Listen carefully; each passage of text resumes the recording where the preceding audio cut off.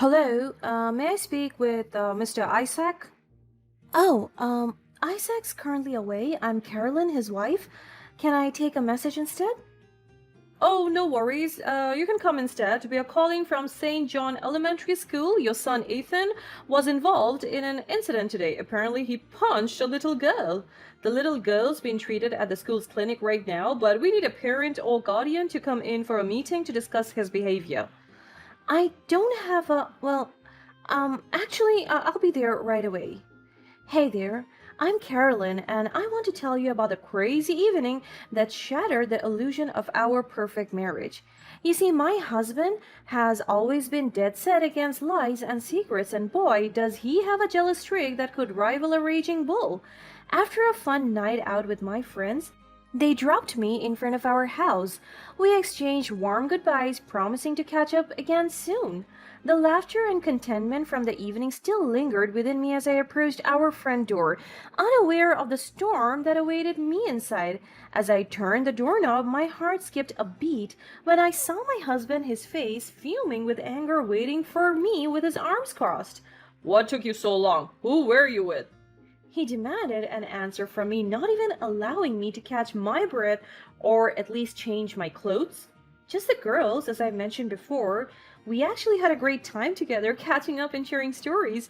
Can you believe that Marianne has a new man again? Good for her, though. Her ex did not deserve her at all. His jealousy and suspicions consumed him in that moment. Without warning, he reached for the nearest object, a glass vase filled with delicate flowers, and he hurled it towards me. Fortunately, I got to dodge the flying projectile, feeling the rush of air as it sailed past, narrowly missing me. He has always had this violent tendency, but I always thought that at least it wasn't towards me. He would just punch the wall and break things on the ground, but now I was shocked that it was towards me. Fear coursed through my veins as I took a step back, my trembling hands clasped against my chest. Why are you lying to me? Tell me the truth. You girls were with other men, weren't you? I was shaking, but I mastered enough strength to defend myself from his accusations. What? But I'm not lying, I promise. It was a night with my friends. We were simply enjoying each other's company. You can call them up and they will tell you the same thing. His doubt was relentless. He wanted concrete proof, an affirmation from someone else. In a fit of rage, he grabbed his phone and dialed one of my friend's numbers, desperate to confirm his suspicions. My heart raced as the phone rang. At first, there was no response from the other end, and my husband's grip on another vase tightened. I silently prayed that my friend would pick up to prevent another outburst of my husband's anger. To my relief, the call connected. My friend's voice came through the speaker. My husband wasted no time and fired away his questions. Oh yeah, totally. We went to the Pearl Bar, that exclusive spot where it's strictly a girls' night out. Men aren't even allowed to enter. The bartenders are all women too. Those words seemed to lift the anger from my husband's face. His grip on the vase loosened and he slowly set it down. The realization sank that I had been telling the truth all along. He approached me and caressed my hair. He let out a heavy sigh. I'm so sorry, Carolyn. I just really hate secrets and lies. You know that I want complete honesty in our relationship. I love you too much to let anything break our marriage. I just stood there, still shaken by what just happened. It seemed that silence was the only response I could master. As much as I want to understand him, I just knew that the trust had been shattered and the cracks in our marriage were now visible. Sensing the tension, my husband's face reddened and a hint of embarrassment flickered in his eyes. He knew he had crossed a line, letting his jealousy push him to the edge. Without a word, he turned away and made his way to the door. Watching him leave, I couldn't help but wonder where he was headed. I hope he uses it to reflect and process the depth of his insecurity that damaged our relationship. The silence was broken by the unexpected sound of a ringing phone. I rushed to answer the call, hoping for a familiar voice or a friendly conversation to comfort me, or at least distract me from the traumatizing incident with my husband. Little did I know the words that greeted me on the other end of the line would forever alter the course of our lives. Hello, may I speak with Mr. Isaac? Isaac's currently away. I'm Carolyn, his wife. Can I take a message instead? Oh, no worries. You can come instead. We're calling from St. John Elementary School. Your son Ethan has been involved in an incident today. Apparently, he punched a little girl. The little girl's being treated at the school's clinic right now, but we need a parent or guardian to come in for a meeting to discuss his behavior. Son? The word echoed in my mind. Confusion and disbelief washed over me, mingling with a deep-seated curiosity that tugged at my heart. My thoughts raced as I grappled with the decision before me. Should I correct the principal's assumption, reveal that there must be some misunderstanding or a mistaken identity? I don't think my husband has a child that he kept from me. I think he made it pretty clear earlier that he hates lies and secrets. I don't have a... I'll be there right away. Arriving at the school, the principal greeted me and led me to a small conference room where the meeting would take place. Sitting across from the principal, I listened intently as he described the incident. The details of my supposed son's actions were unfathomable. Your son, Ethan, will face the necessary consequences for his actions. We hope that you can work with him at home to address his behavior and prevent any further incidents from occurring. As the meeting came to a close, I thanked the principal for their time. I made my way to the designated spot where I would meet Ethan. Hi, Ethan. I'm Carolyn. Hi, Miss Carolyn. It's nice to meet you. Where's Daddy? They said he was coming. The child was so polite, it's hard to believe that it was a child who punched a little girl. I'll bring you to him later, but first, can I ask who your mother is? He hesitated at first, unsure whether to share such a personal information. Slowly, he reached from the pocket, delicately opening it to reveal two tiny pictures nestled inside. It was a bittersweet sight. One photo was of a woman I had never met, and the other, to my surprise and disbelief, was a picture of my husband Isaac. This is Mommy, and this is my daddy.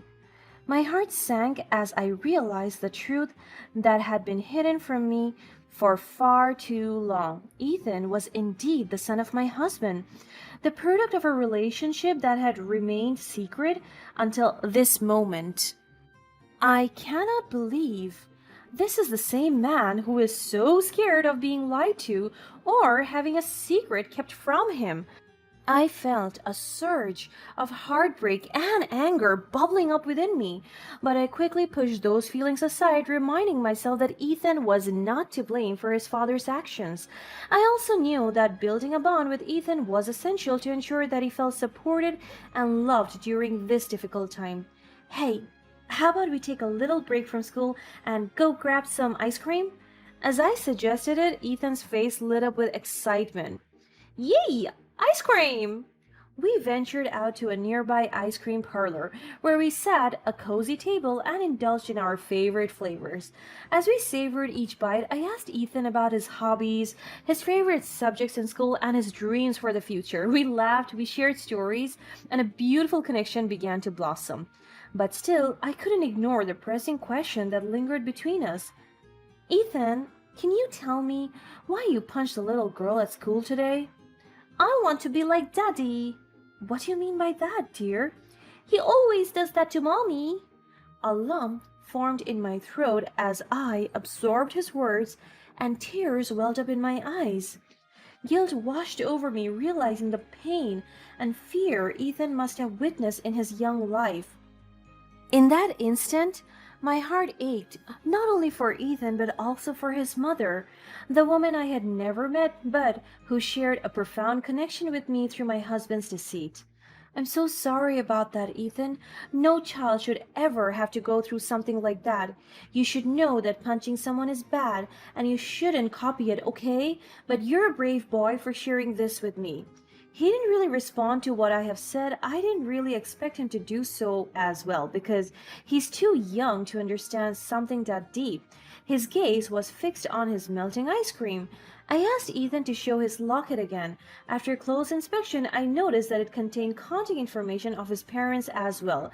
It was a serendipitous discovery, and I gathered the courage to make the call. After all, she has to know what had happened with her son at school. Hello, who's this? I took a deep breath and I introduced myself as Isaac's wife and explained that we needed to talk in person. To my surprise, Christine agreed to meet. I can hear it in her voice that she was very curious and concerned as well. We arranged to meet at a nearby park. Arriving to the place, I searched for Christine's face as it was displayed in Ethan's locket. Our eyes met and we exchanged polite smiles.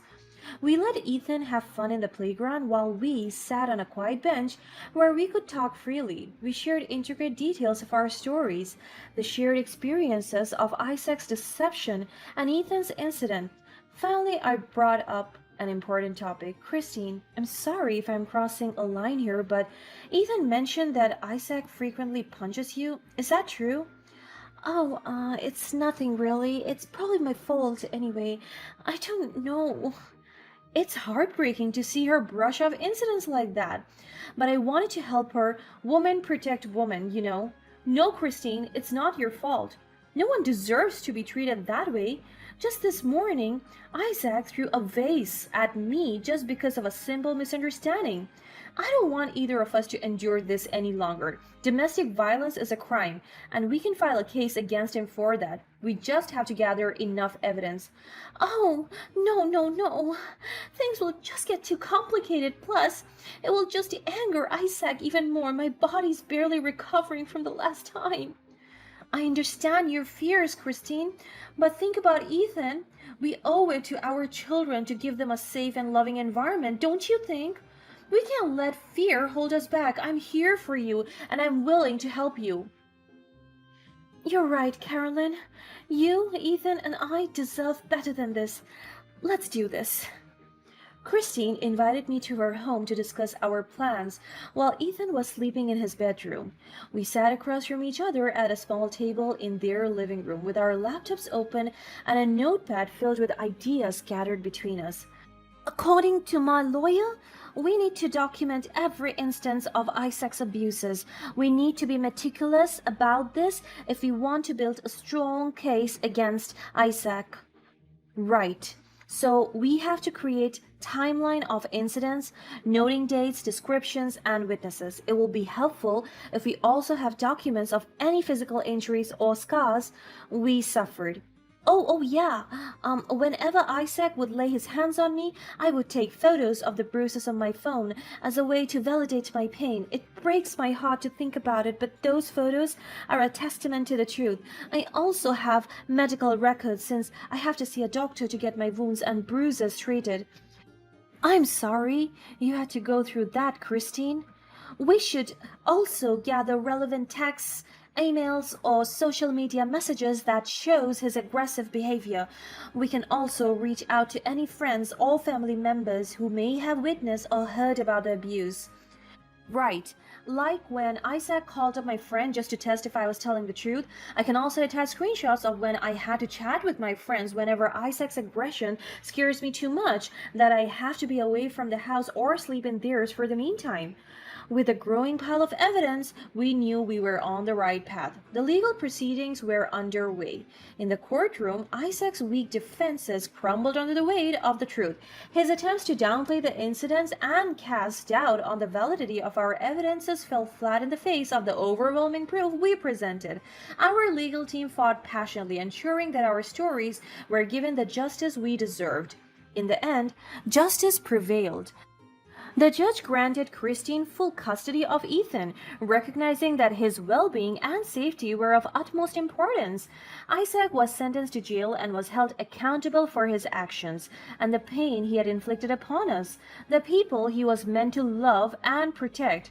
Christine found solace in the knowledge that her child would grow up in a safe environment, free from the fear and violence that have endured for far too long. while I found solace in the knowledge that I get to divorce him and have a second chance in life where I no longer have to feel scared in my own home.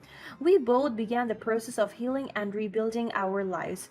With Isaac confined within the cold walls of a jail cell, the three of us gathered in the very same parlor where Ethan and I shared our first bonding moment.